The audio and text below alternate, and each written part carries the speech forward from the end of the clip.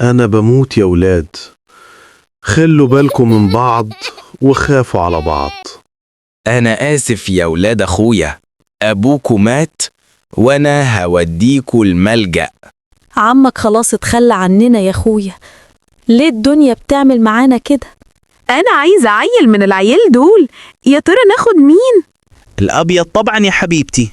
تعالى يا صغير، ده أنا هعيشك عيشة ما تحلمش بيها. هما ليه ما خدونيش مع اخويا؟